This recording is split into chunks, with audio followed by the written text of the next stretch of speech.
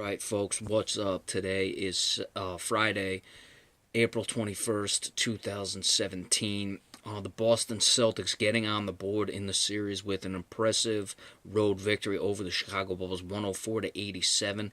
They won by 17 points and they were outscored 26 to 11 in the second quarter. So certainly Brad Stevens, who made the lineup adjustment of putting Gerald Green in the starting lineup. None of his starters played over 35 minutes. He was able to get away with it in this one. That's got to stop. These guys have to play 40 minutes. His bench is just not reliable.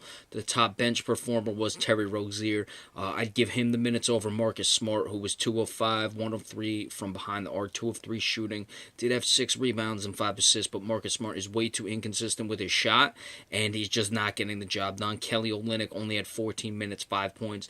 I'm guessing that he really shortened the minutes afterwards. Amir Johnson can't get in the lineup, but it's certainly something to look into because you look at it, you take out the 26 to 11 second quarter in this one. That means that the score was 93 to what is that, 57?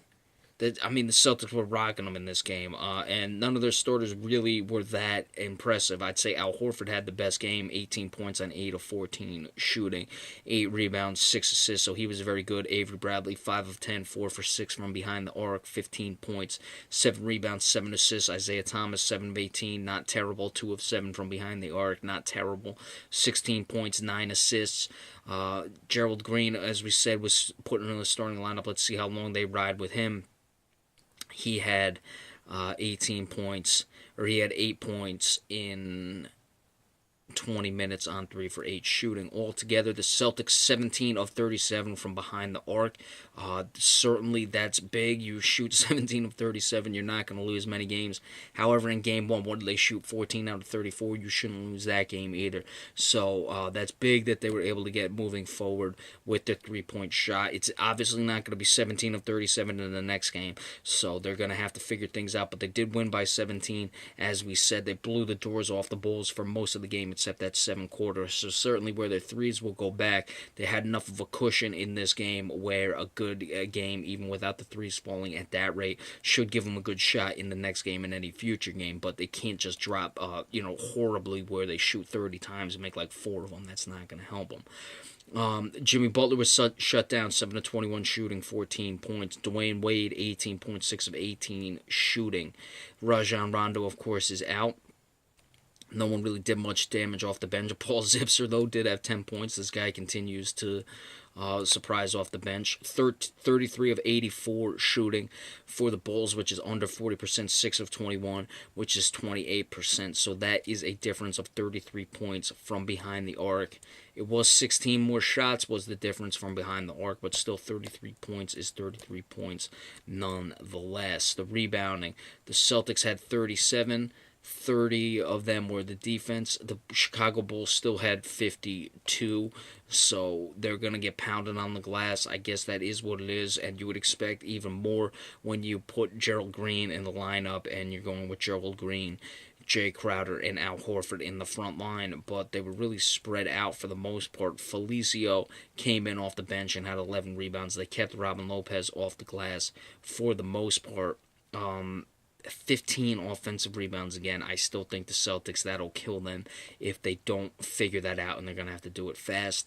But now, in this case, obviously Game 4 will still be big for the Celtics, but it is not necessarily mandatory as of right now. They certainly still have a shot in this series. It's by no means done. They had to win this game. They were able to do so. Looking at it, when you lose the first 2 at home, the chances are you have to look at it as if you're going to win the series, it has to be done in 7 games. I think that, 05 Mavericks team that came back after losing their first 2 at home was able to do it in 6. But you got to expect that you're going to need at least 7 games if you want to do the comeback all the way. So it's either Game 4 or Game 6 that they're going to have to win. Let's see what it is for the Celtics. They have to continue to, stay sharp. Their turnovers in this one, They did have 12. They lowered it just a bit, but Chicago did have 17. They're going to have to bring their turnovers back down and obviously figure out what to do when the shots don't necessarily start to fall, because 17 of 37 from behind the arc, you're not going to really lose many games. So I would expect the shots to come back down, but keep up the defensive intensity in this one. Obviously, with Rondo being out, that certainly helps them, and I'd look for them to shorten their minutes. But as moving forward, game 4, whatever adjustments is whatever adjustments, but they had to get this one.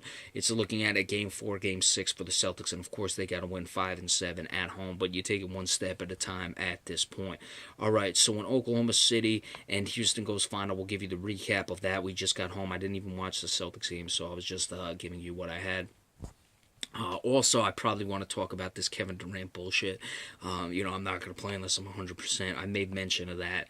If the regular season doesn't count, but you're still going to rest in the playoffs anyway, then what does matter? They're making a mockery out of the league, and Adam Silver really, has to figure things out in the off season. But that'll come later. Maybe I'll do a video on that tomorrow. We'll see what happens moving forward. So be sure to stay tuned, and remember, we appreciate all subscriptions as well. But the Celtics getting back into it with 104-87 victory.